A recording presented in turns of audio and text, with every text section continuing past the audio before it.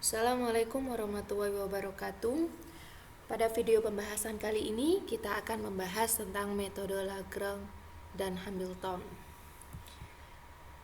Jadi, dalam mekanika klasik yang kita pelajari, ketika kita meninjau suatu benda, kemudian kita cari persamaan geraknya, yang kita lakukan adalah dengan memanfaatkan mekanika Newton. Jadi dalam mata kuliah mekanika klasik atau mungkin dari fisika dasar ya. Jadi kalau dalam fisika, ketika kita meninjau suatu benda, kemudian apa sih yang kita cari dari kita meninjau suatu benda tersebut? Yang kita cari biasanya adalah persamaan geraknya. Ya, kemudian kita carikan posisinya di mana, momentumnya berapa, energi kinetiknya berapa, dan lain-lain. Nah, untuk mendapatkan persamaan geraknya, biasanya kita memanfaatkan hukum Newton. Cara kita dengan mencari persamaan gerak menggunakan hukum Newton itu biasanya disebut sebagai mekanika Newton. Nah, dalam mencari tahu persamaan gerak menggunakan mekanika Newton, hal yang paling penting adalah kita harus mengetahui gaya yang bekerja pada benda yang kita tinjau.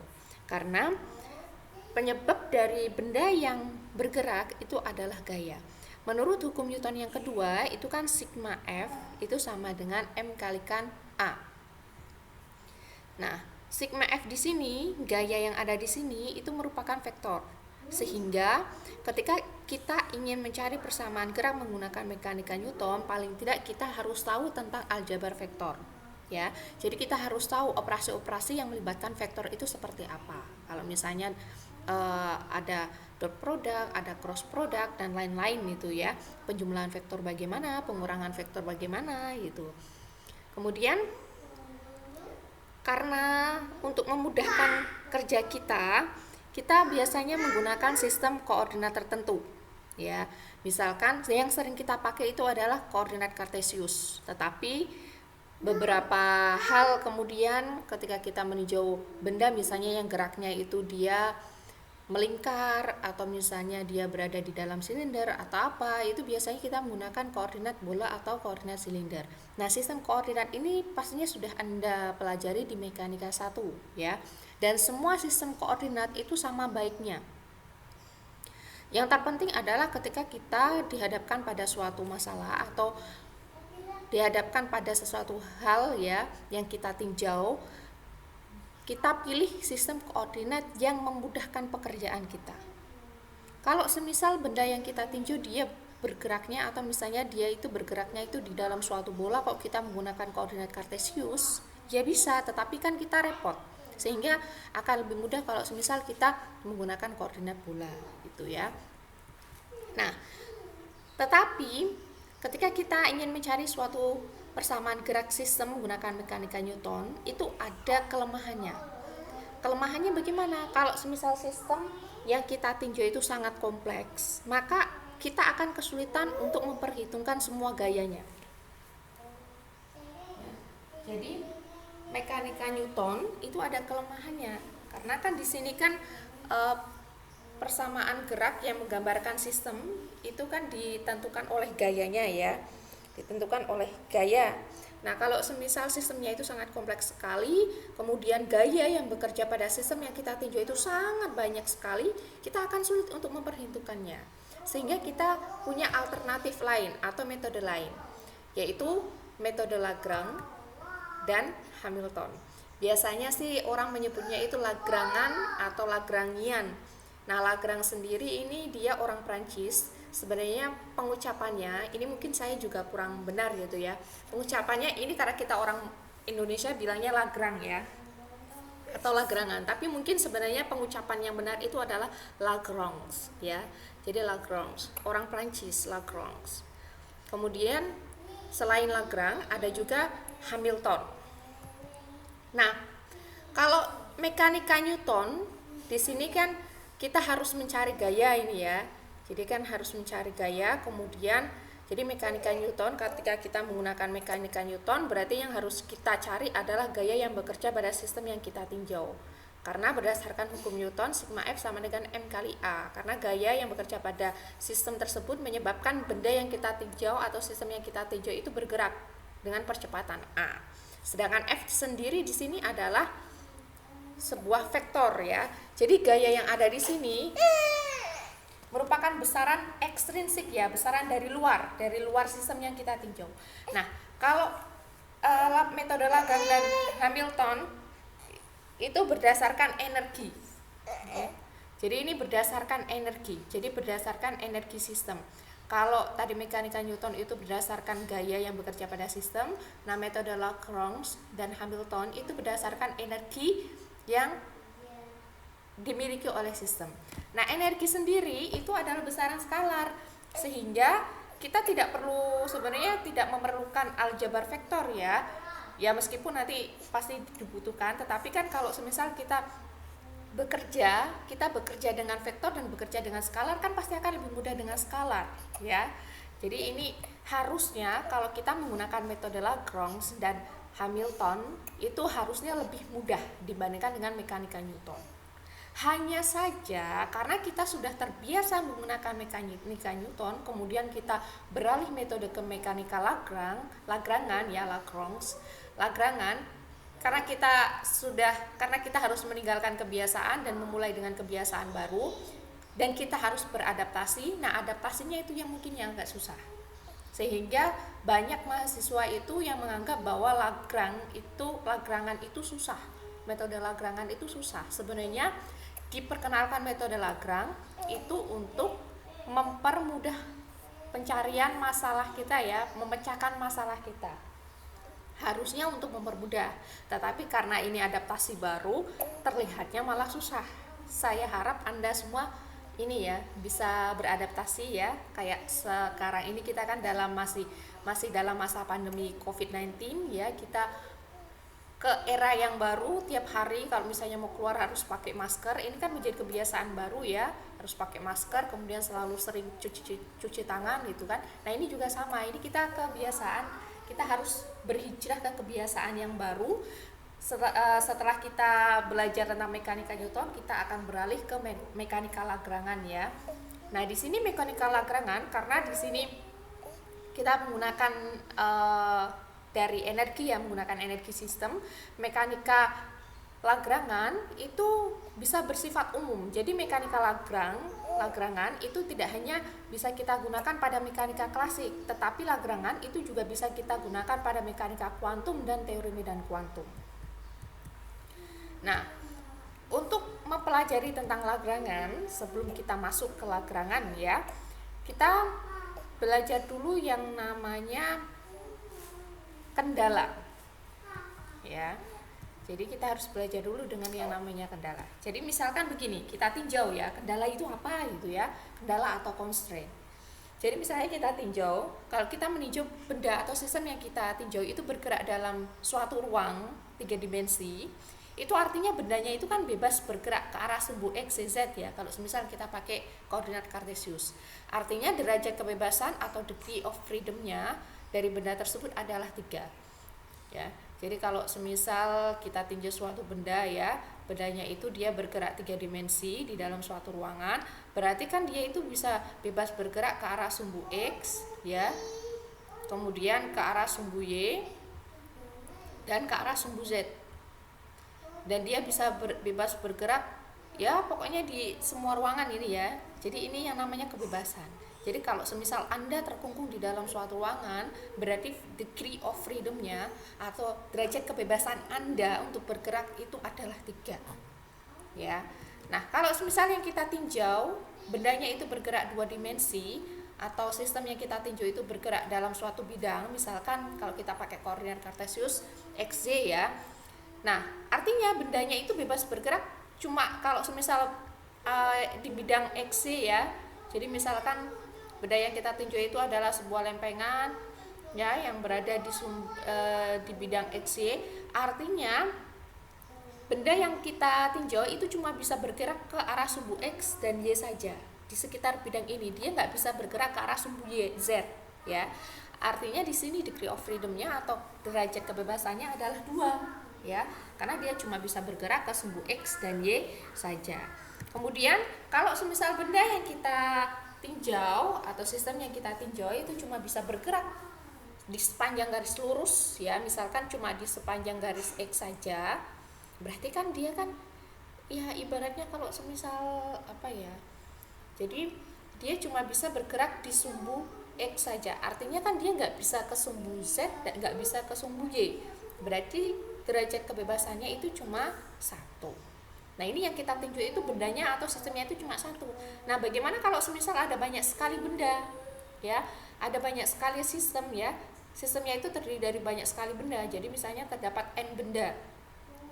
Jadi sistemnya kita tinjau misalnya terdapat n benda atau n partikel bergerak dalam suatu ruang 3 dimensi.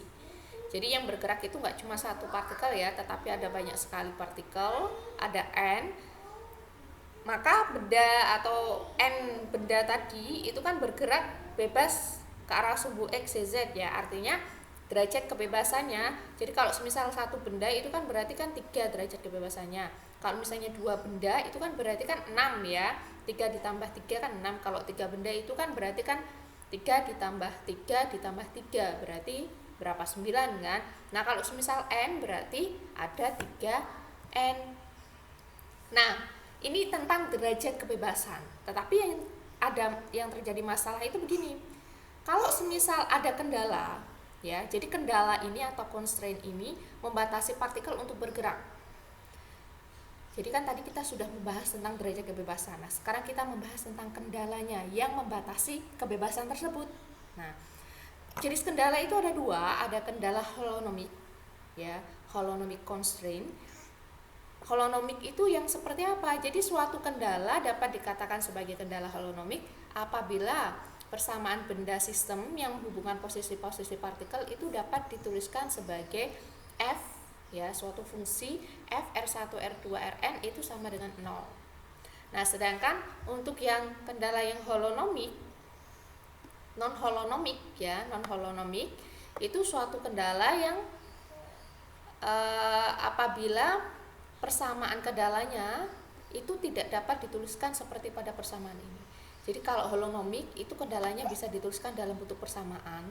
Nah, kalau yang non-holonomik itu biasanya kendalanya itu dituliskan dalam bentuk ketidaksamaan. Ketidaksamaan itu kan berarti kan dia lebih besar, kurang dari, kayak gitu.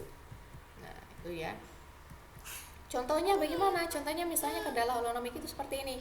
Misalkan kita punya kelereng, ya, dia bergerak pada seutas, ini bergerak, ya, mohon maaf, ya, bergerak pada seutas kawat yang berbentuk lingkaran. Jadi kalau semisal kita punya kelereng, dia bergerak melingkar, ya, dia bergerak pada suatu kawat yang berbentuk lingkaran, jari-jarinya A. Maka kelereng tersebut, lintasan kelereng tersebut, berarti gerakan kelereng tersebut itu kan mengikuti lintasan kawat ini. Berarti kan gerakannya itu adalah berupa lingkaran kan, berarti kan persamaannya x kuadrat. Kalau semisal ini di bidang xy, ya, kalau di bidang xy berarti x kuadrat plus y kuadrat itu sama dengan a kuadrat. Atau juga bisa berlaku karena kan kita mau rubah bentuknya seperti ini, ya, suatu fungsi sama dengan 0, ya. Jadi ini x kuadrat plus y kuadrat sama dengan a kuadrat, itu kan kita bisa tuliskan, hanya pindah ruas, tinggal pindah ruas, berarti kita bisa tuliskan x kuadrat plus y kuadrat minus a kuadrat sama dengan 0. Nah ini kan persamaan kendala holonomik, jadi f sama dengan 0, ini fungsi, ya, ini fungsi f-nya sama dengan 0. Dan di sini kan kita kan x, z, ya, x dan y itu sudah terikat dalam satu kendala, ya, satu kendala yaitu x kuadrat plus y kuadrat minus a kuadrat sama dengan 0. Nah z-nya itu suatu tetapan. Jadi kan kalau semisal Anda misalnya begini, ya, mungkin lebih mudahnya begini. Ini x, ya, di bidang x, ini y, ini z. Jadi yang ke atas itu z. Kemudian di bidang ini itu ada kawat. Nah, kawat ini kan tidak harus di Z sama dengan 0 kan. Kawat ini kan bisa saja di Z sama dengan 1. Bisa saja di Z sama dengan 10 gitu misalkan kan. Bisa saja di Z sama dengan 10. Jadi kawatnya itu bisa di mana? Di sepanjang sumbu Z. Nah, tetapi Z-nya di sini itu adalah tetapan. Ya, tetapan, boleh 0, 1, 2, 3, jadi kan tetapan. Nah, di sini berarti kan ada kendala holonomiknya adalah ada dua persamaan ya, x kuadrat plus y kuadrat minus a kuadrat sama dengan 0 dan z-nya itu sama dengan tetapan. Contoh dari kendala non holonomik. Jadi misalkan kita tinjau suatu benda berada dalam bola jejari R dan tidak mungkin keluar dari bola tersebut. Jadi kalau semisal Anda punya bola sepak gitu ya, kemudian di dalamnya Anda isi dengan kelereng, sehingga kelereng itu tidak bisa keluar dari bola. Ya, kelerengnya itu nggak bisa keluar dari bola. Berarti kan dia gerakannya kan nggak bisa keluar ya, nggak bisa keluar. Berarti kan gerakan dari bola kelereng tadi yang ada di dalam bola sepak itu kan cuma di ruangan bola ini saja. Nah, persamaan bola itu kan x kuadrat plus y kuadrat plus z kuadrat sama dengan 0. Kalau sama dengan 0 itu kan berarti kan kelerengnya itu bergeraknya itu di permukaan bolanya ya. Tetapi kan yang menjadi permasalahan di sini adalah kelerengnya itu bergerak di dalam bola dan dia nggak bisa keluar dari bola. Berarti dia cuma bisa bergerak di jari-jari ini kuadrat ya, mohon maaf ya, kurang dari R kuadrat. Jadi kan di dalam sini saja gerakannya. Itu ya. Nah, kemudian setelah kita belajar tentang kendala, kita bahas koordinat umum. Jadi misalkan kita tinjau tadi benda bergerak dalam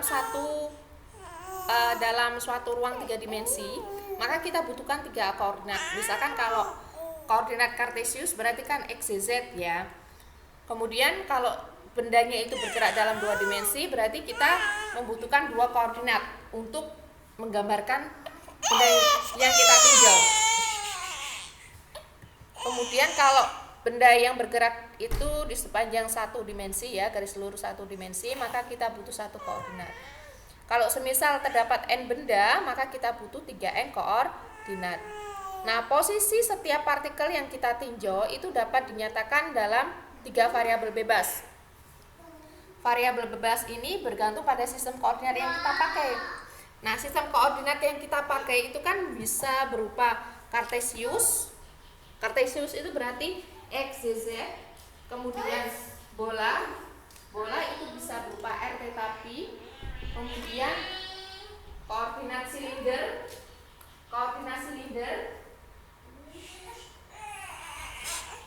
silinder itu bisa berupa r, v, z. Nah, adanya kendala kan ada 2 tadi ya, ada holonomik dan non holonomik. Nah, kalau semisal yang kita tinjau itu berupa kendala holonomik ya, kendala holonomik itu menyebabkan koordinat x, y, z, ini menyatakan bahwa partikelnya berarti misalkan ada n ya, labeli dengan i ya, i-nya dari 1 sampai dengan n, tidak lagi saling bebas karena terikat pada persamaan kendala tadi, sehingga diperkenalkan koordinat umum. Nah, misalkan kita tinjau suatu sistem terdiri dari n buah partikel, sehingga untuk menggambarkan sistem tersebut diperlukan 3n koordinat. Jadi x1, y1, z1, x2, y2, z2 sampai dengan xn, yn, zn. Hal ini menunjukkan terdapat 3n derajat kebebasan. Jadi kalau misal ada n partikel ya berada di ruang 3 dimensi, berarti ada 3n derajat kebebasan. Nah, kemudian apabila ada k persamaan kendala, jadi misalkan sistem yang kita tinjau itu punya kendalanya itu ada k, sebelahnya k ya, f1, f2 sampai dengan fk, maka derajat kebebasan sistem itu akan menyusut atau akan berkurang. Yang awalnya 3n berubah menjadi 3n minus k. Nah, dengan demikian jumlah koordinat umum yang diperlukan untuk menggambarkan sistem itu adalah 3n minus k. Nah, koordinat umum sendiri itu bisa dituliskan sebagai, ini biasanya di buku itu pakainya Q1, Q2, Q3, Q3n minus k. Ya. Nah, koordinat umum itu tidak harus berupa jarak atau panjang ya, tetapi juga bisa berupa sudut. Kemudian koordinat kartesius itu juga Koordinat kartesius biasanya kan karena kita pakai koordinat kartesius itu juga bisa kita nyatakan dalam koordinat umum. Jadi misalnya R1 ya, R1 dia fungsinya koordinat umum Q1 sampai dengan Q3N minus K, kemudian sampai dengan Rn itu bisa kita tuliskan ya, ini transformasinya Rn fungsi Q1 sampai dengan Q3N minus K. Jadi di sini kita menggunakan metode Lagrange ya, Lagrangan dan Hamilton. Yang pertama adalah yang kita pakai adalah konsep energi ya, konsep energi, karena energi itu besaran skalar, jadi harusnya lebih mudah. Nah, tetapi mudahnya seperti apa? Nah, ini yang akan kita pelajari. Yang pertama kita harus memperhatikan tentang kendala atau constraint. Constraint ada dua, ada constraint holonomik sama non holonomik. Kalau semisal constraintnya holonomik, berarti constraint ini akan mengurangi atau akan menyusutkan derajat kebebasan.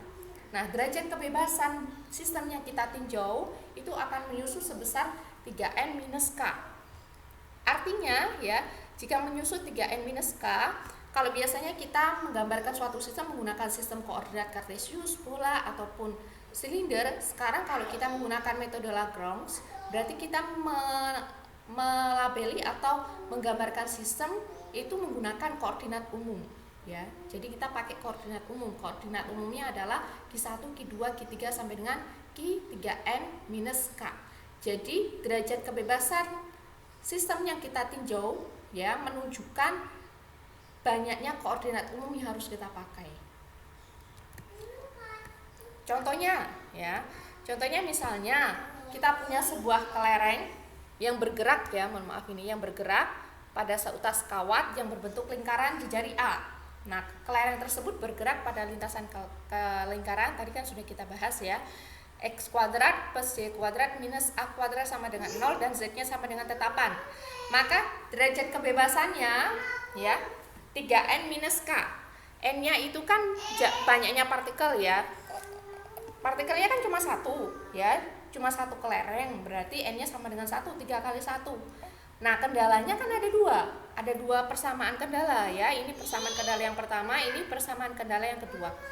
Jadi 3N minus K itu 3 kali 1 ini 2, itu hasilnya 1. Jadi dibutuhkan satu koordinat umum untuk menggambarkan sistem ini. Misalkan theta. Nah, theta itu bisa berupa sudut yang dibentuk oleh vektor posisi dan sumbu X. Kemudian contoh lainnya, misalkan kita tinjau gambar yang ada di sini nih ya. Jadi ini ada dua buah bola ya. Jadi ada dua bola ya, bola 1 dan bola 2. Bola 1 itu di X1 Y1 Z1, bola 2 itu di X2 Y2 Z2. Nah, dua bola ini disambungkan dengan suatu batang yang panjangnya adalah L. Ya, jadi sebuah batang yang seperti kayak barbel gitu ya. Nah, persamaan kendalanya berarti kan dua bola ini dia itu kan terbatas gerakannya ya. Terbatas karena dia disambungkan oleh suatu oleh suatu batang. Nah, terbatasnya itu gerakannya berarti dia ini ya, gerakannya itu X1 minus X2 kuadrat ditambah Y1 minus Y2 kuadrat ditambah Z1 minus Z2 kuadrat sama dengan R kuadrat. Berarti kan geraknya itu kan cuma di sekitar sepanjang batang itu ya. Nah, ini persamaan ini kan kita bisa bisa kita jadikan persamaan kendala holonomik ya. L-nya tinggal pindah ke ruas kiri.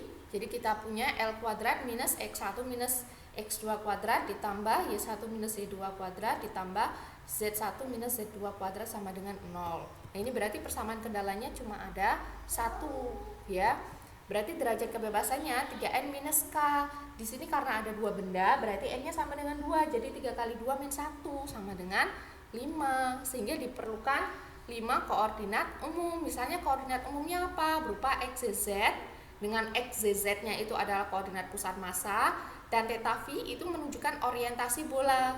Ya, dia kan bisa gerak ke sini ya, melintang ya, bisa gerak melintang dan bisa bergerak bujur. Nah, gini ya. Jadi bisa ada gerakan ke sana kemari, kemudian ke sini ya, ke atas bawah sama ke kanan kiri gitu. Theta phi. Begitu.